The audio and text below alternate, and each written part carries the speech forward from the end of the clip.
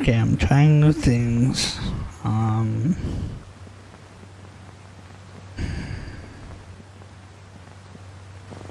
This could be my intro screen. This could be my intro screen. I don't know yet.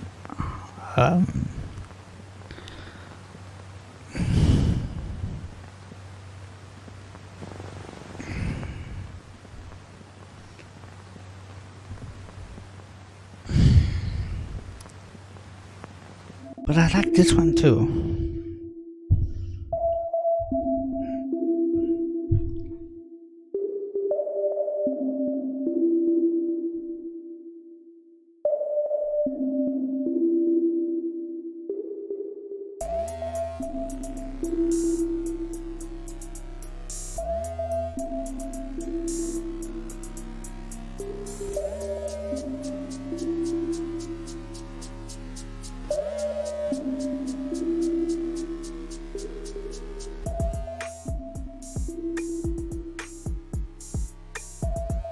I'm not sure which one I'm gonna use yet.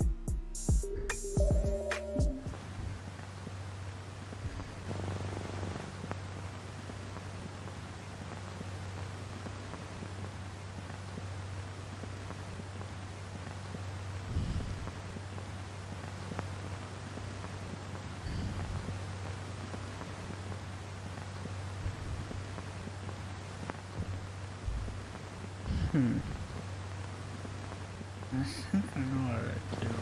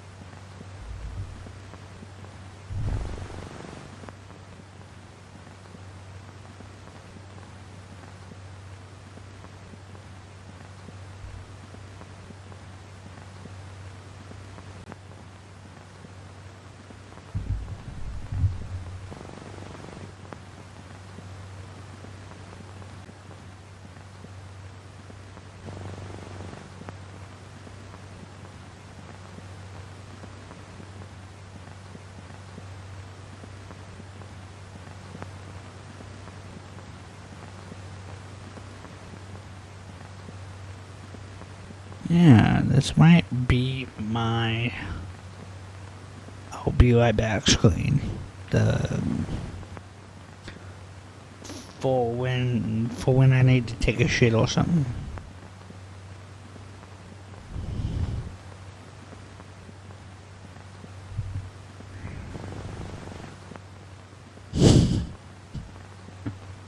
Which actually I need to take shit and do a few things.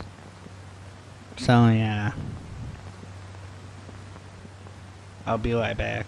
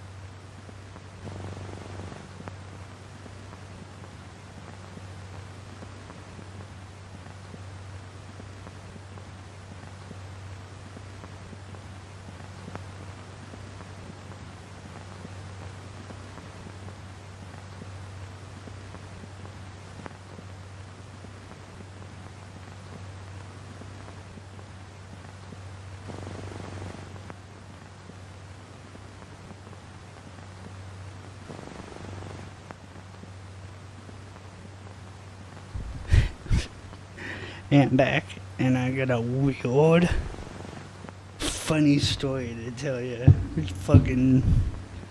It's crazy.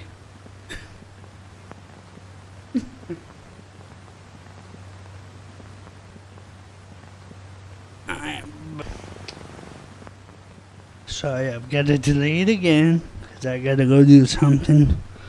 But don't leave.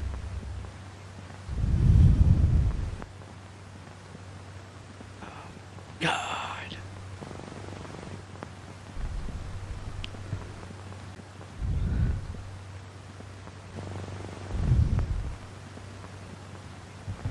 Do you stay here as a story that's worth it?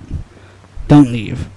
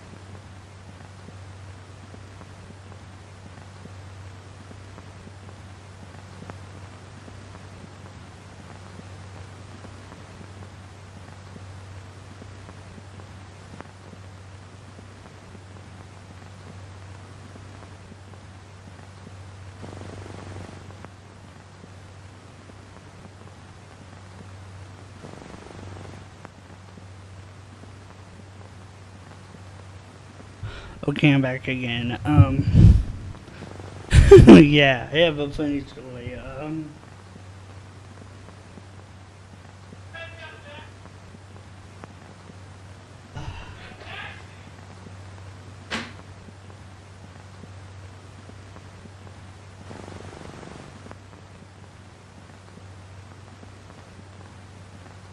Across the street from where I live, it's a Taco Bell where I get, refills of soda. And as I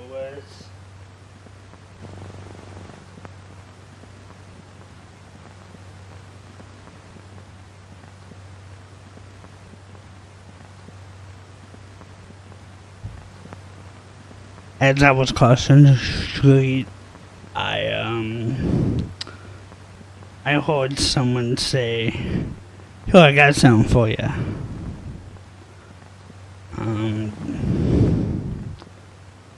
Hold on, I'll show you what I got. Somebody was hanging a book out of a truck window. I just took it because it was funny. It was just, I knew it was gonna be a good story, so I just took it.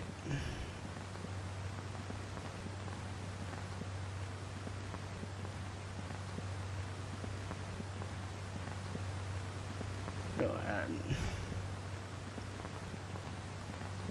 Hold on.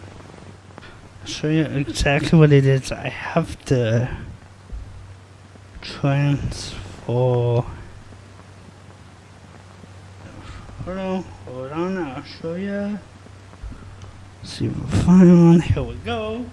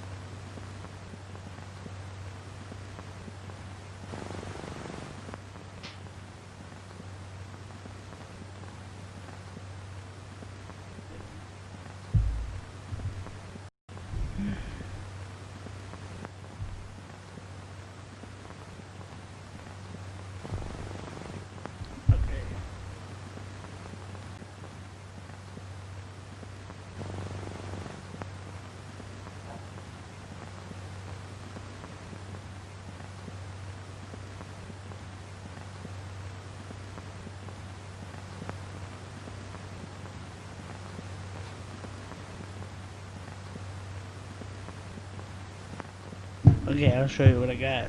Hold on. Um.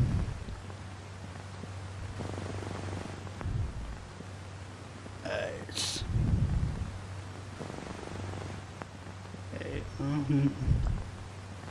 Okay, get this. Move it down. This. Hold on.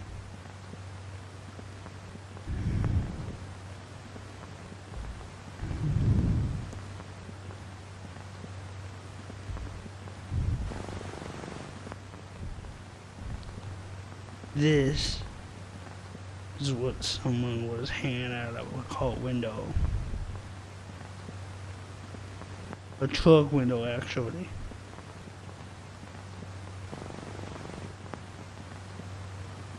I'm pretty sure it's another version of the Bible. That's what it says. It says Bible. Holy Bible. Rescued, not arrested.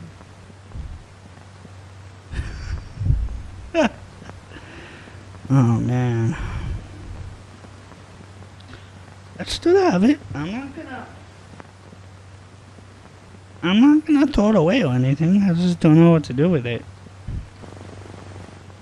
I'm not sure what to do with it.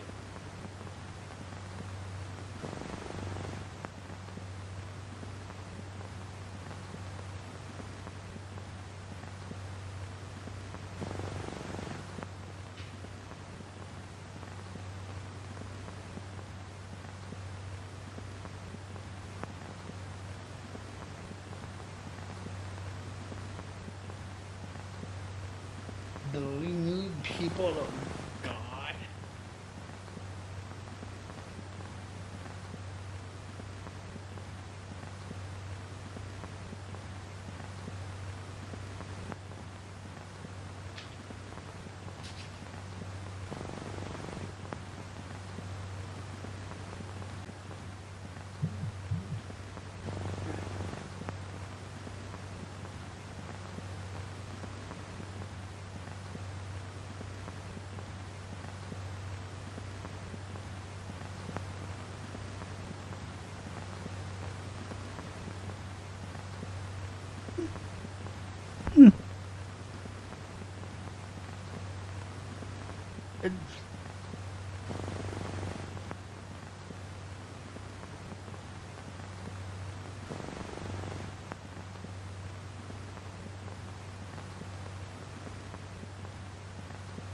This is a hell.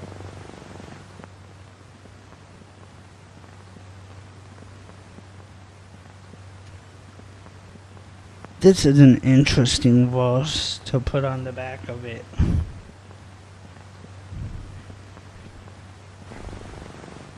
Proverbs 3:5-6. Trust in the Lord with all your heart, and lean not on your own understanding, in your ways. Submit to Him, and He will make your paths straight.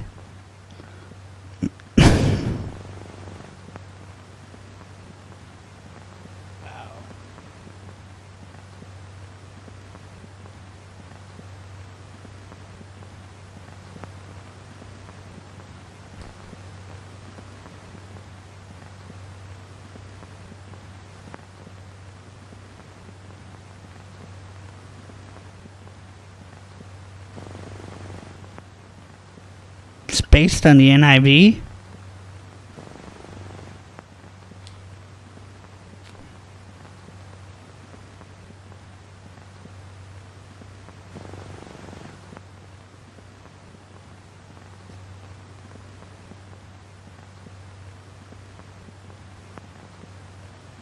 It's just organized in a different way. It's not the craziest thing that's ever happened to me, by the way. It's really not.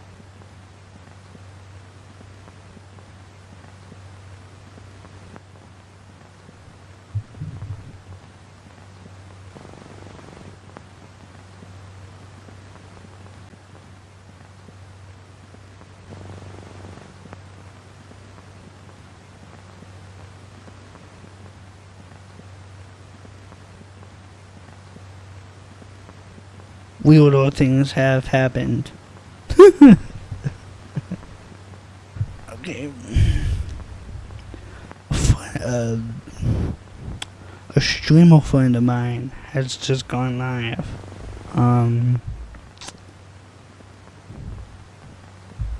I gotta kill the mic when I don't have to, and actually, shit. Hold on. I'll stream him. Streaming, you know. Son bitch.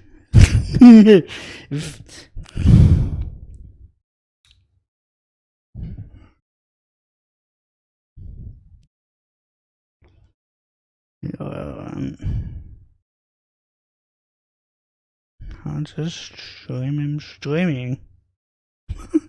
I.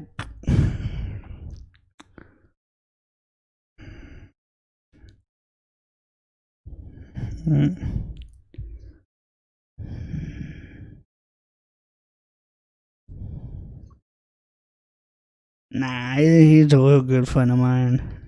You know. I got this. What is that? You're still using that card? I hate commercials. When I was like a teenager, and so I'm pretty versed in the majority of the Bible, and I never read it without the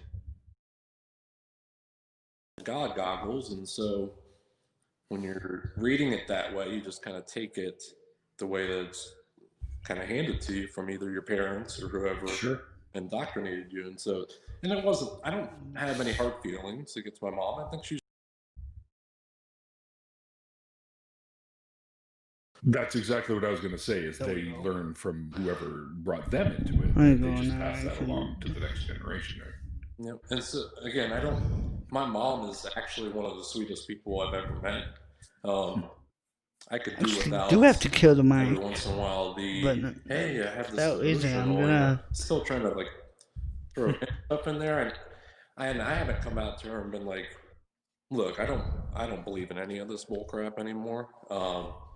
She's a little older and something I wrestle with, and so I wouldn't want to be the one that sent her to her maker per se by saying your son's never going to believe in this without substantial evidence. So you can keep saying you're going to pray for us, or you're going to do this, or I'm gonna stream it here. Write a verse in my birthday card, and I'm gonna get on my phone and talk to Neil. But I won't be going back to church in the same way that I would ever have gone before. I'm not going to view things the same way as you like brought me up, and so with how devout she is, I feel like it would be devastating to her for me to just blatantly be like, look, Mom, you can throw all that shit in the river, essentially. And so because I love my mom still. She's still super sweet, always been there for me. If there was a model person to say, here's what being Christ-like would be, my mom would be the example. And if she couldn't convince me by her example, then that's just another disconnect for me. Right. If there's no realization way that she's always been, at this point, I just know she's just that good of a person. Like the religious side of it's just auxiliary to who she is as a person. So, right. Well, my guess is that she wouldn't be completely Christ-like, because I'm pretty sure she's not going to run around cursing fig trees that won't fruit out of season, right? So that would be one of those in context, right? She won't be flipping tables over in a marketplace or something like that. But when you get the Christian carbon copy, we want to be just like Christ. We want to love unconditionally, give all that kind of stuff. Like he's a model of it. And so to have that example on top of the indoctrination, and for me to still find my way where I could critically think and kind of move forward, out of that, for lack of a better word, was kind of a miracle, I guess. So I guess we'll just kind of leave it there. But with my dad not going, there was always something kind of there. It's like I never talked to him about it. Before I was of age to where I would have deeper discussions like that, he passed away, and so never really had that chance. But yeah, at the end of the day, my brother and sister, I think, still have some of that indoctrination on them. I don't know that they've really went through and kind of cross section reading the Bible without the indoctrinated side of things. And so, and I even went on like, I'm trying to think. So when I was like 18, 19 years old, my brother actually worked for a missionary company, and I Oh, stopped wow. by to get some free trips, to be honest. My mom was like, when's any other chance you're gonna get to go to places like Paris and London and Mexico? Fuck yeah. So I was like, okay, I'll go. I'm 18, 19 years old. You want me to go and talk to people about Jesus on the street for a minute, and then we have all these classes, but then I get to go and like sightsee and see things I'm probably 80% of people don't get to go and do. And so with him being involved with that company, I got it on the dirt cheap, and because it was for God, Mom helped pay for it, obviously. So so I'm appreciative of some of my experiences through the way. I'm not Of angry. course. Even that petty scenario where no one showed up, I was never angry with anybody. So you always hear like, well, you're atheist now because you're angry at Christians or you're angry at the church. Like, I can't say I had a bad life growing up being in the church. It just, I wasn't abused or anything per se, but was just indoctrinated, and that's just how it is. And so I know everyone has their own story to that. So some people might come across that they're angry, but not all atheists are just angry at Christian type people. No. So if you're Christian, great. Like, but go read it a little bit differently than what you were taught to read it. Read it a little more critically and see if you still believe the things that you read. Look for evidence, stuff like that, and see where that takes you. I'm not gonna hate you because you believe something I don't. You can believe unicorns, and I'm not gonna be mad. So Unicorns are cool. yeah, if they're real somewhere, I wouldn't mind having one. I mean, that would be a hell of a possession there, having a unicorn in your backyard. I think I'd probably rather have a Pegasus because they Yeah. can fucking fly, right? So You'd have to learn though, because one false move on that thing, if you don't have like a saddle or whatever, and you're toast, man. yep, road pizza.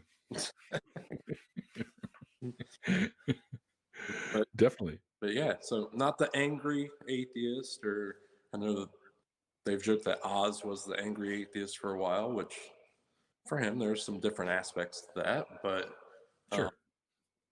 but no, man, people are people. I mean, I'm gonna respect you until you start pushing things on me that I never asked for. My mom's a little different because she's gonna always put those hints out there, but if you tell me I'm L, come on, man, I'm not gonna have you telling me that all the time. So Your mom doesn't say that to you, does she? no. Okay, good. Good, because then you might actually have a reason to be a little bit angry. No. But yeah. So from the point that I started kind of working with Austin, I started getting more into. So I watched his show a few episodes and talked with him some more, and he told me, go watch these things if you're really interested in critical thinking. Go read these books or articles. So I have a little bit of OCD or ADHD, whatever you want to call it, and I'll get real heavy on something for a period of time. And Me too. so, I mean, when he brought that stuff to me and I was in a position where I was ready to kind of look into everything, I like delved way into it. I mean, I'm listening to like Atheist Experience while I'm doing yard work and stuff like that. Like, Are you like me when you listen to it? Like you hear Matt going nuts, and you're like, "Yeah, fuck yeah!" You're yelling, or you put some lawnmower. It's like you fucking tell him and shit. Like, yeah, it's a little weird to do that in your front yard where you're trying to mulch. Just throwing mulch in the air. Like, yeah, woo! I feel about that. Yeah. But no, it really gave me a different perspective once I started coming out of that and having a different viewpoint. To hear the different points of contention when it comes to, well, if this is a belief, where's this evidence for this? And kind of lead down those roads that way. But yeah, I mean, and my fiance will tell you, like, I was listening to stuff, going and dropping kids off at football practice or out in the yard, or it was probably like 3, 4, 5 months where if I had downtime, I was listening to something, just really just trying to learn, trying to piece together my viewpoint. And so it kind of put me in, like, I guess you would terminology wise would put me in the agnostic atheist, because I don't know, but I don't believe that there's a God that's real. And so that we probably came from some kind of natural source, whatever that would be. Yeah, that's where the evidence leads. And so if that's not the case, I would love to see the evidence that shows otherwise, but I just haven't found it. You'd actually need a lot of evidence to overturn what we know now. Yeah, and it's a supernatural claim, so the evidence has to meet the level of supernatural claim that you're putting out there. So I can't tell you that I own a jet and I make $5 an hour as a waiter and maybe get some tips, and tell you I just went and bought a jet. I mean, that's kind of high. Extraordinary claim. Is it a beat up jet? Is it like a stealth bomber? Like, what kind of jet are you talking about? Is it made out of Lego? Yeah. $5 Lego jet. Yeah. $1 the other day. But yeah, your evidence and the claim have to match up for there not to be a disconnect with it. So yep. Yeah, absolutely. And then I got introduced to more of the TART guys when I started getting into more stuff, and Austin had me on to kind of go through some different stuff, and he got me into TikTok, and all of a sudden here I am. I'm on different shows and I'm talking with people, and would have bursts of like followers come watch my stuff on TikTok, and somehow I beat Austin to 1,000, and he said it. I mean, he actually said he thought the second coming of Christ was going to come before he hit 1,000 on TikTok. So that's how long he thought it was taking him. Is he there yet? Oh yeah, he finally cleared it. Like, I want to say it was like 2 or 3 weeks ago, and then he started picking up some more traction with some of his stuff. All the algorithms and stuff. I don't know if anyone really understands them, but Yeah. but I've always had a personality type that led me to be not necessarily like a performer, but like an entertainer or someone that can be engaging with people. And so I've always kind of had that as something that would probably end up being right in my wheelhouse, where I work to help other people on a entertaining style stage. And I was actually just talking with another kind of big YouTuber, or not YouTuber, a TikToker, and kind of explained to him if I could model where I took stuff, it would kind of be in that like Ricky Gervais or Seth MacFarlane mold, where there's a lot of comedy with what they do, but then they're really outspoken about things against religious trauma and why this isn't realistic, and kind of show that you don't have to be this angry taboo person to talk to and see if there's actually truth to what you're believing in. Because when you're a Christian and you're indoctrinated, if you talk to a Muslim about what they believe in, or a Buddhist or atheist, that's all taboo. Like, don't don't talk to them. They're not going to give you anything that's from God or whatever the case is. And that side of it kind of turned me off a little bit too. So I'd rather not be prejudiced of people before I get to know them. So Sure, for sure. but, I think one of the biggest points that I always make when I talk about the difference between like science and religion is science is willing to make the changes when they're discovered, whereas religion, you're not allowed to do that. This is the final word and you can't alter anything. Right. And that's dogmatic, right? So, and science is the opposite of dogmatic. It wants to know where it's gone wrong so that it can amend it. well, and the other thing with science or people that do critical thinking, even if your idea doesn't match with what you initially thought, if it's the right thing, they validate that that's the right thing, even though they don't like what that answer is.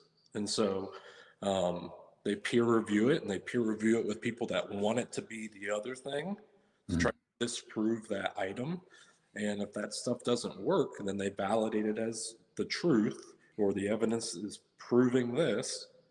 And even people that don't want it to be true tell you it's true. And they might say, I don't like that that's true, but yeah, that's accurate. Where religion, like you said, it's one way or it's not that way. And so, and then you get all the jumbled mess of scriptures out of context and people doing what they want with what they want with the Bible. So, but yeah, I've always liked that line. If you take the Bible and you take all the science books and you just destroy all of it, science books are going to come back the exact same way, or the Bible could be completely and utterly different because it's man-made and it's something that was generated over the course of time from different sources. If those sources aren't there anymore, then you don't have anything to rebuild that off. It's going to be completely different. So yeah. I heard that put in a different context. I heard that put like if we wipe the planet clean of all humans and all everything, and then a new species grew, all the science would come back just the way it was, and then there'd be completely new and different religions. yeah, as long as they have the same intelligence level we did. Well, you would. I mean, let's suppose that that's what happened, right? Right. Yep. I mean, when you think about it, how many religions have there been all throughout human history? Tons of them. I don't think people would believe you if you told you the actual, like if we had the actual number. I don't think people would really believe it. I don't think I would believe it. Dude, there's somewhere between 2,400 and 2,600 religions being practiced right now. Right. So take that over the course of however long we've been around at any given point. A couple 100,000 years, anyways. Even if you cross-section that over like 200 or 300 years in sections, I mean, you're going to get to a point where you're in the tens, if not hundreds of thousands. And so that's a lot of religions. Yep. But it's the overall question that we eventually all want to know.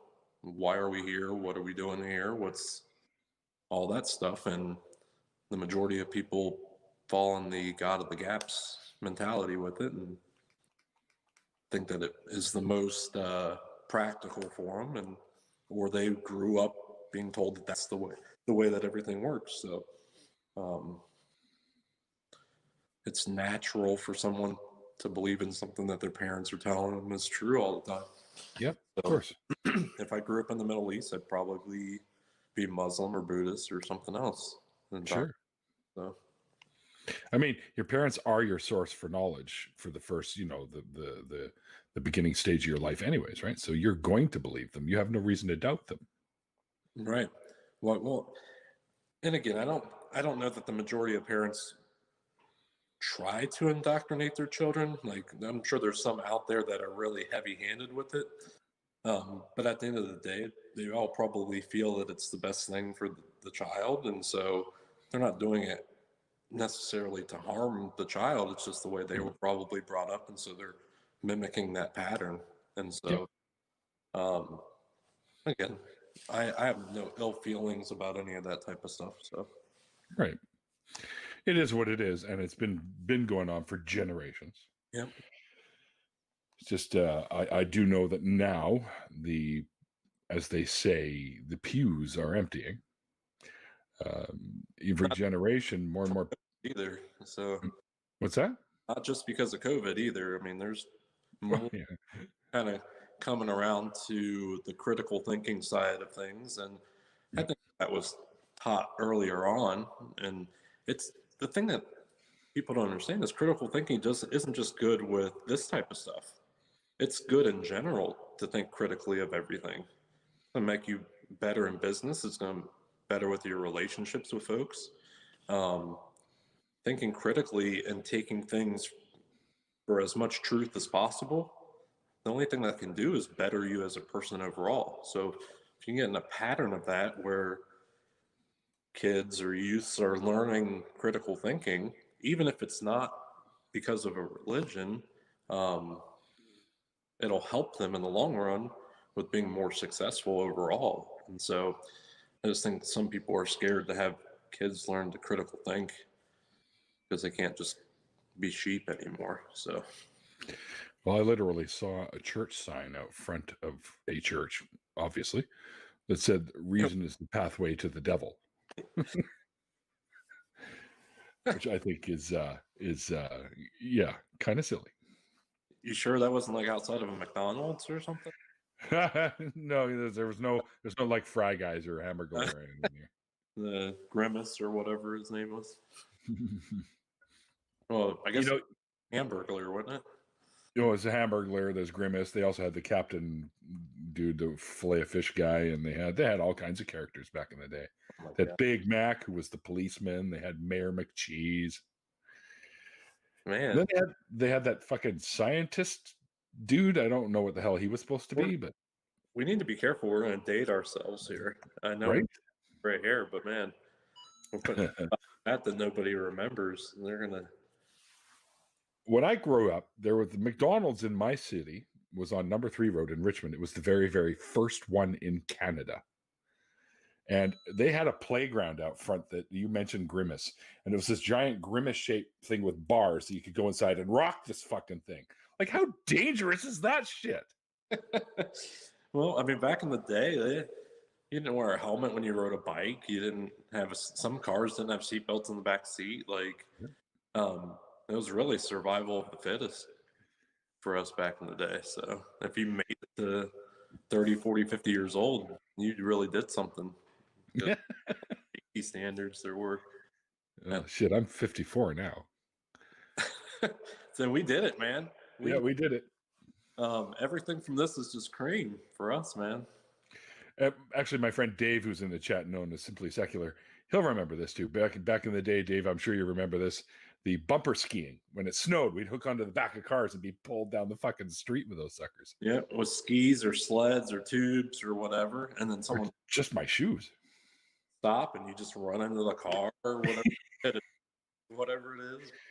One of the kids in the neighborhood lost his 2 front teeth from doing that because he was on the back of a truck and the truck bumper was made of metal, and he wasn't paying attention. He's laughing and looking sideways, and all of a sudden everything stopped and he jerks his head forward and smack right into the back and knocked him right.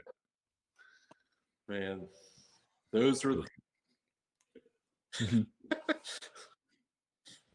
Yep, drinking from the garden hose. Yeah. I hooked up my garden hose here at the house. I hooked it up to my keg so I could still drink from the garden hose. That's an excellent idea. But it would be beer now. Yeah. Tap it right out, right? I mean, who needs the beer bong? You got the whole hose connected to it. So. Yeah, just turn the little thing on like a tap at home and just start drinking beer out of the hose. Yeah, I might have to get me one of those. I think you can get them with the actual hoses with the thing on them. Well, that's too easy. We got to go old school with it. Exactly. Have it feel normal to us again, drinking out of the hose. Put your thumb over the end and let it go and foam it up, man. Then the neighbor comes over, you spray him with the beer, and he's like, "Oh, I didn't know it was beer. Let me get over there." Yeah. Then they're all chasing you just to hose them down. Yeah. Carry the keg around the neighborhood. Hey, it's that crazy guy from down the street who carries the keg with a hose. Well, he's super famous around here. Everyone knows him. So. Everyone likes him. Yeah. Everyone on the street's drunk right now, but hey. But yeah. So, was it Oz that approached you, I guess, to get involved with the Tart guys and start doing the co-hosting stuff like that? So it was pretty organic, actually. Me and him, like I said, we've been friends for like 20 years, and folks that want to hear more about that kind of dynamic, obviously the show that I did with them, him and Pasta Mike and all those kind of dug around in some of that stuff. But been friends. There's been times where we're more acquaintances, but at the end of the day, we know a lot of the same people, so we cross paths on a regular basis. And I don't think he's into sports as much right now, but we would have sports banter. We would talk about music, or because our kids were approximately the same age when they were growing up. So we had a lot of similarities that led us to having connections. And he started really getting going with Tart, and he offered me links to watch the show and all that kind of stuff. And I started getting into it.